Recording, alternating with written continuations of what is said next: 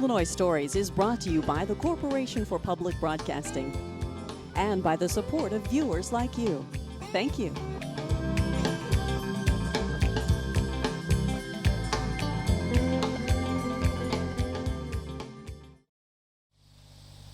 Hello, welcome to Illinois Stories. I'm Mark McDonald, just west of Springfield at Davidsans Japanese maples. Did you know that there are more than 400 varieties of Japanese maples?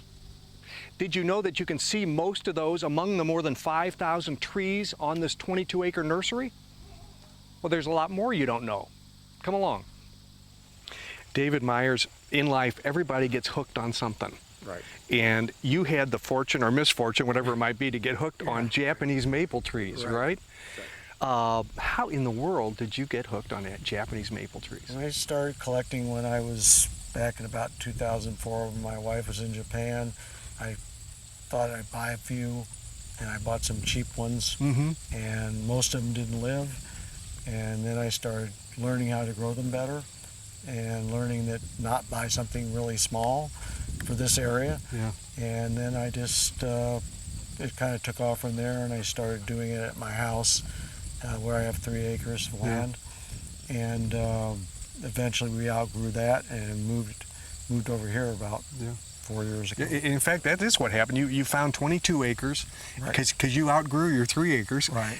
Most people don't know that, I mean, there are Japanese maples and there are Japanese maples. There are hundreds of varieties of Japanese maples, so many that you and your wife aren't even interested in handling some of them because they're very common. Yeah, we don't handle anything that the big box stores handle. We only handle stuff that we feel is unusual, and most of them will do fine in this area, but we do ship all over the country too. So during this program, we're going to see your property here. It includes dozens of greenhouses, and as we look back over our shoulder here, you can see what you're doing here. You've got in these greenhouses, there are different sizes and different varieties of maples and companion trees. And I asked you when I first got here, what is a companion tree to a Japanese maple? And there's a great variety of those too, isn't there? Right. Yeah. Ginkgos. We specialize in dwarf cultivars a lot because people have smaller spaces they need to fill up, and we have a lot of dwarf Japanese maples too. But companion trees, basically, you can plant them alone, but they also work really good in plantings with Japanese maples in garden settings. And from ginkgos to conifers and basically just all sorts of different, Franklinia, which is really rare, which grow well here, and we can show you those later. And just, beeches and different types of acers, and they're all work well with Japanese maples. Let's start here on what you call your $10,000 berm. I love that, because one of the first things you did was, at the entrance of your place, you had to have a way to show people what you're about. And this is sort of your signature, this berm, but it cost 10 grand to build it, didn't it? And to put your trees on it. These trees have only been here for 2 years, so they're not all that well established. No, they're not. But let's start over here, because this is a good example right here. This tree right here is called Bernardines. It's developed out at Bernardines Nursery in Oregon. It's the only dwarf bloodgood that is available, period. Meaning the bloodgood is the kind you find at most of the big box stores, which we don't carry. We get people calling for them all the time. We tell them to go to Lowe's. But this tree is a dwarf version of that. And you can tell the dwarf because of the small leaves and the compact. And this grows about maybe, around here it's going to grow maybe 2 or 3 inches a year. That's it. And it'll stay in this type of form. Pretty much it will broaden out, but it's not going to get a whole lot taller. Boy, that's what I'm looking for. I got enough big trees. I'm not looking for any more big trees. Most people want smaller stuff. Let's go up the top of the berm here where we can get a good view.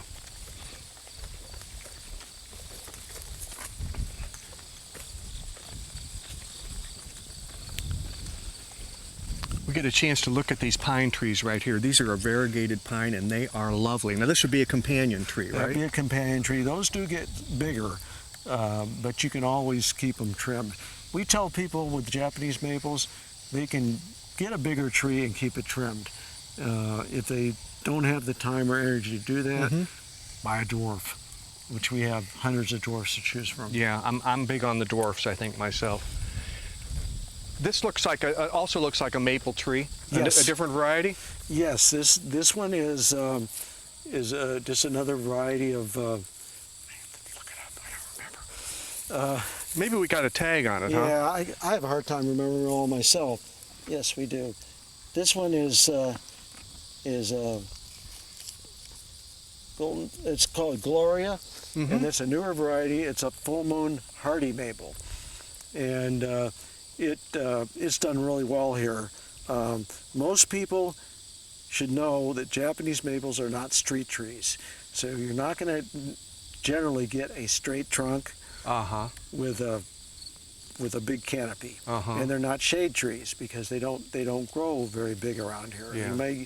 Over time they may get to be 20, 25 feet, but that's over maybe many years. Yeah. So don't be planning a place to put your hammock under your Japanese maple tree. No, as you can see on the base, having a different, that's just the natural way they grow. They don't grow straight up. Some people, you can trim them to do that, but we don't trim any of our trees. We let the customers do that. Come on around here if you would, Davidsan. This is a different looking kind of tree. This is really unusual. This is actually, it's got some vine in it right now, but that's the time of year.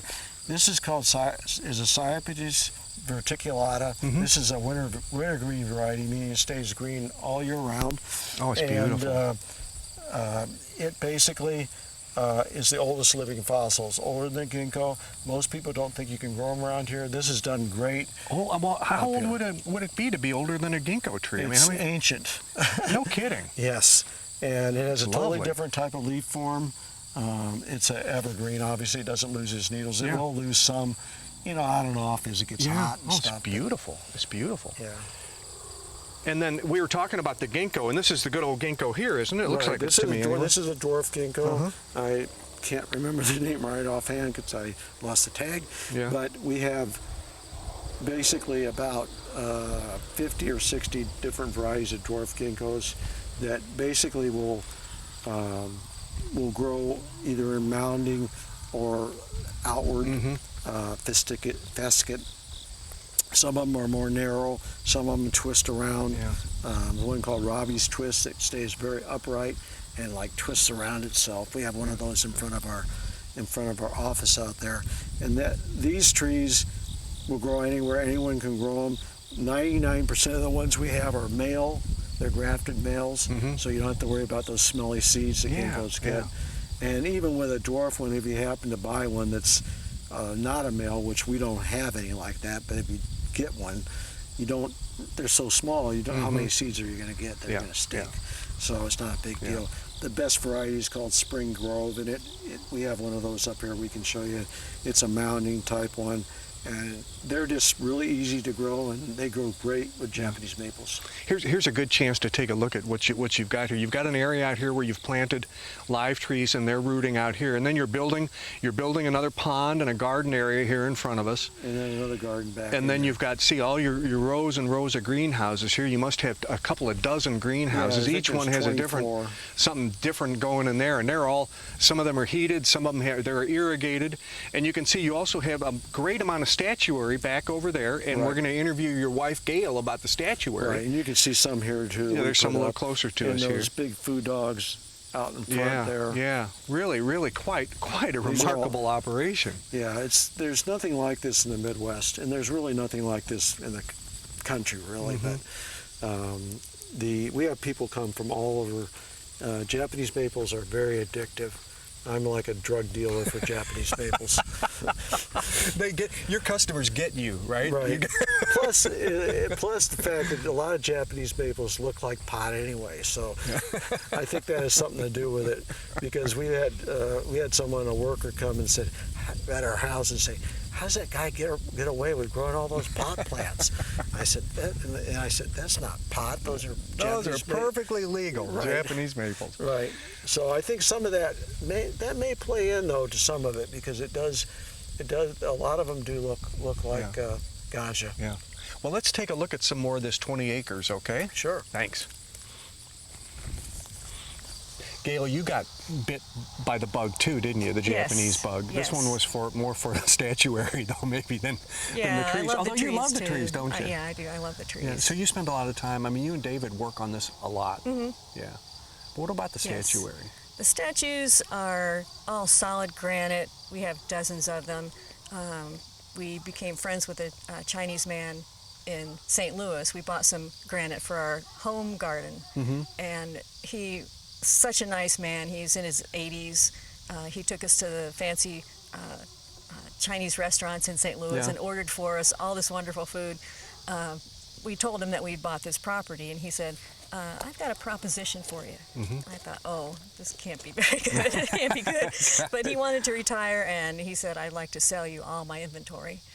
So I thought, oh, that's crazy. How would we get it here? And David said, oh, sure, we'll get that. It doesn't matter how we get it there, right? Yeah, It's we'll do it. We'll get it somehow. Okay, well, we're going to pick up that story a little later. But All right. when you talk about getting this granite inventory someplace, it takes me both arms to raise up this piece. Yes. God only knows what this weighs. Yeah, this probably weighs close to 100 pounds. It's just this lid. Right, the lid. Yeah, the and whole then this thing- is in 7 or yeah, 8 here's pieces. another So you're piece. talking about at least 1,000 pounds, maybe Yes. 2,000 well, pounds. not this one, but yeah. Oh my up goodness. around there. Okay, so you guys, so David said, sure, we'll buy it. Sure. And so here you are now, the proud owner of hundreds of pieces Yes. of this Japanese and Chinese architecture. So you're one of the only places around in Illinois that has a collection like That's this. right. We don't think there's anybody around here at all that has this quantity of granite pieces, and especially this size, because these are really big. There's some over here that are like 7 feet tall. Uh-huh. Nice Let's granite. look at these lanterns here and point out some of the features to Yeah, them that these are. are my favorite ones. When I did travel to Japan, I went to Ashikaga, and there's a temple called Nikko, and they have hundreds of old lanterns that are just beautiful. And this was one of the styles that I like the best. And we have several of this. I call it Ashikaga style, but I'm not sure that's its proper name. And this curl, you see this curl in Yeah, lots it's a of. curl on the roof. And then if you look down here, you can see there's a deer here too, and they're very big on carving animals into their art. Yeah, animals and flowers and waves, ocean waves. Let's walk this way, because over here, now we got to be careful not to stumble on some of this, because if you stumble on granite, it's not going to be a good fall. It doesn't move. It doesn't move. We were talking about animals. Look at these benches up These here. benches They're are just so terrific. cute. Wow. They're really nice. It's a lion. Oh man. It's really neat. Give me a ballpark figure on what it would take to send that home with me. What would I have to pay for some of these? I think they're around $800. Is that right? Yeah. That doesn't seem too bad at all. It's not too bad. We've had people say that that's really reasonable. Oh, they're really a hoot. Look at the cat. The cat's funny. Elephants are nice too. Yeah, and then look at the frogs. These are cool. These guys are cool. I like this monster. He's neat. That is interesting. That looks like, I don't know what that looks like an iguana or something. Maybe Yeah. a chameleon or something. Yeah, it's not really a dragon. It's something. And over here you got more cats. I think those are cats. I think cats are. horses, horse lovers. Horses are nice, and these geese are really funny. This is a really low bench. It's Yeah, that one says 850. yeah, $850. Yeah, that's not so expensive. Now, if we look in the distance over there, this is kind of interesting, because you have these berms built around to showcase your plants and your statues. And if you look at the line, those are tigers, I guess. the tigers. Tigers, and you can see now that's a big piece of It is. That's piece of about work, 4 but it feet doesn't look long. that big now, does it? That weighs over a ton.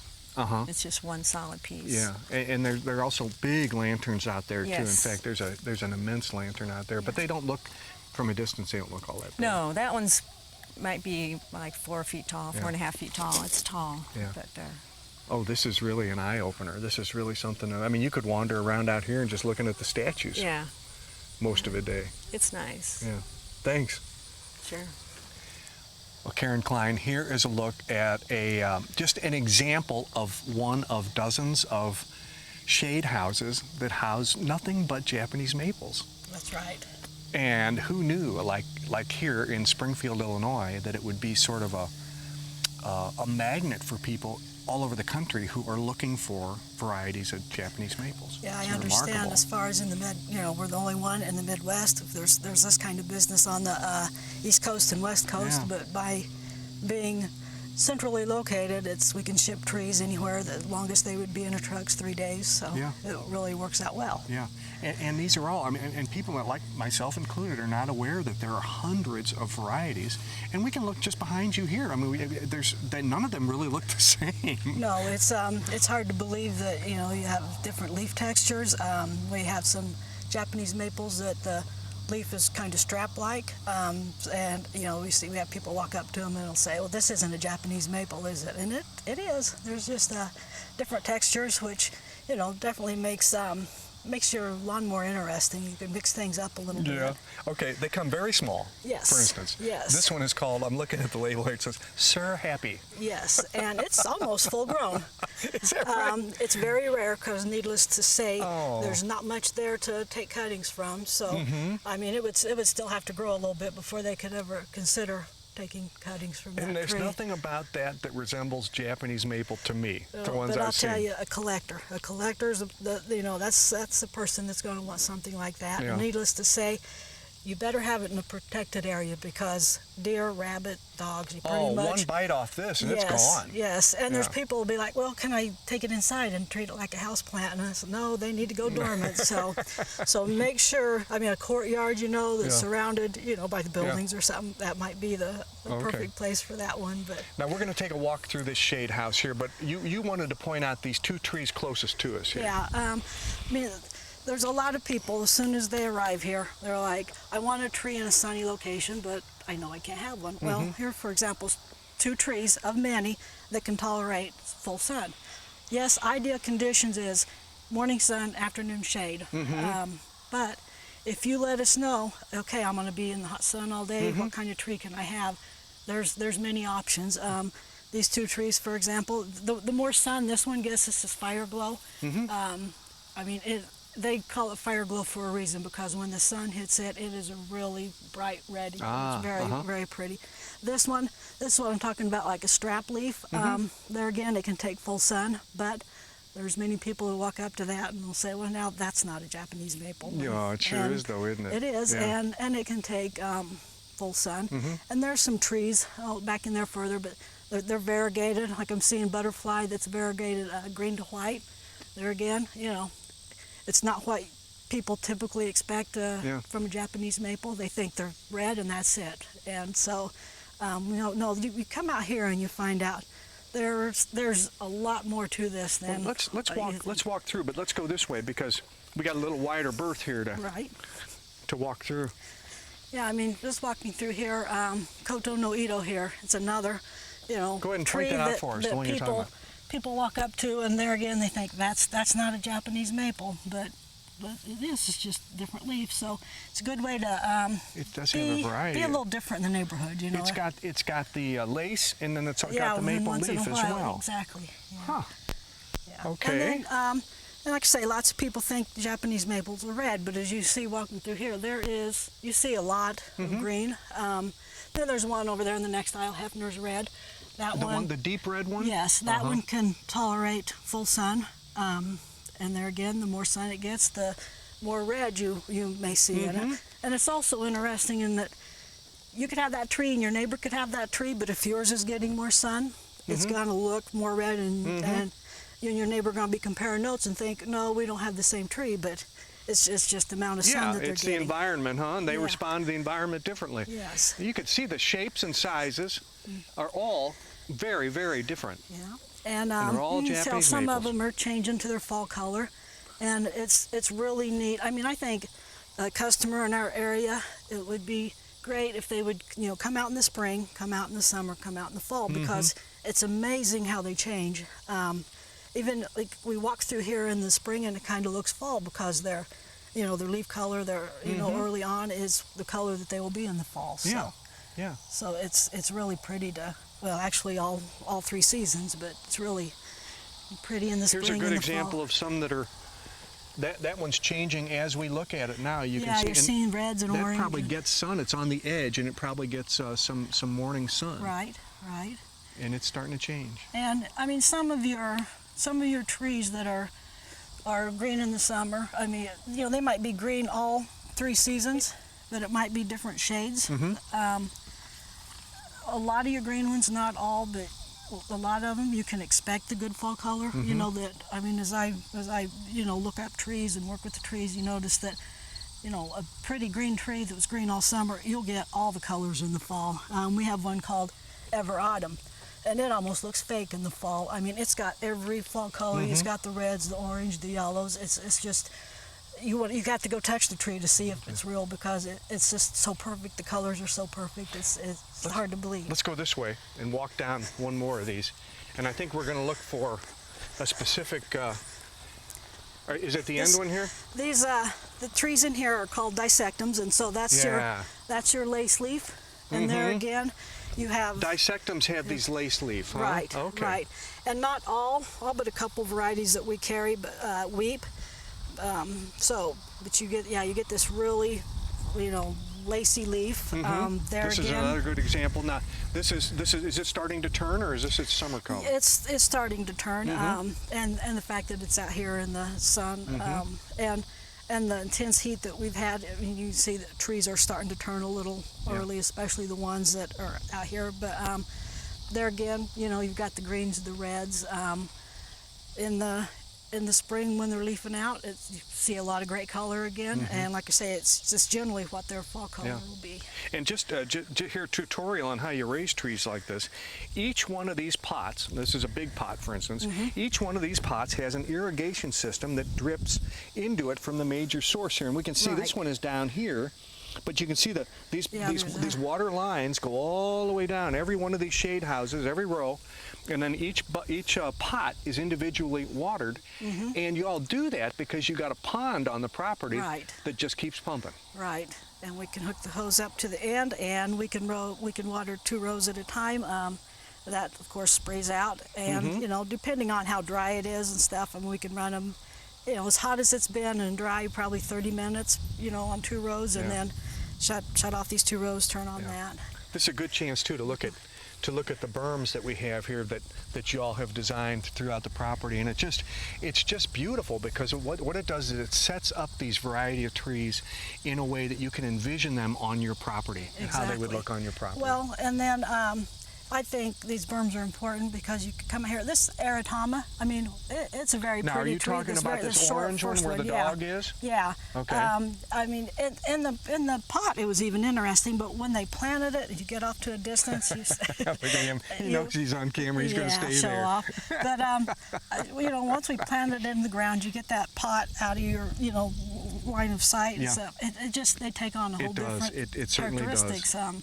You start seeing the form and the shape. Even times when we move the trees, you take some of the smaller ones, like 3 gallons, and we end up picking them up to here to move them, and it's all of a sudden you see the form and the shape. Sometimes the bird's eye view isn't, you know, doesn't do it justice. It's like, look that tree over, and then you really, you know. And then you see them with the companion trees that David has sort of designed, and they really come to life, don't they? Yes, they do. Yeah, it really makes a difference. And then, you know, unfortunately, you know, a lot of people think they have a place for one Japanese maple, but when you see them like this, and I mean, if you had a large backyard and could do something like that, that's that's a statement. It's incredible. And it cuts down a lot of mowing. You know, it takes on a neater look, greater appreciation to see them planted and how you can use them, and that they take a lot of sun. I mean, every one of those trees, needless to say, will be in full sun. Yep. You see different leaf texture, you see different colors, so it's a good mix-up and a good way to show our customers what you can do with all the trees. Thank you. You're welcome. Well, Gail, we get a chance to look a little bit more at this remarkable statue collection of these Oriental art. It's really, these lions are dynamite. Yeah, the lions are one of my favorites. This pair is the largest pair we have, and you can see that they're different from each other. One of them has its mouth open, one has its closed. It's for like at the entrance of a temple, when it's like the Alpha and Omega, the Om, with the one with the mouth open and one with the mouth Yeah, closed. So it's, yeah, and then you got the they're elephant. special. We're looking at an elephant. You've got Yeah. there's a whole menagerie of animals Yes, back there here that we is. don't have time to show, but some of them are real whimsical and some of Mm-hmm. them are serious, like sort of like the lions there.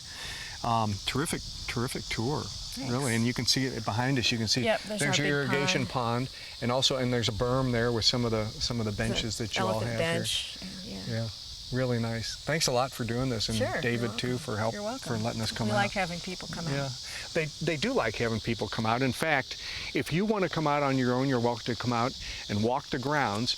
And if you want to bring a group, you're welcome to bring your group out. They do ask that you call so they know you're coming and can accommodate you. But you can come out to Davidsans Japanese Maples and walk around for free. With another Illinois story near Springfield, I'm Mark McDonald. Thanks for watching.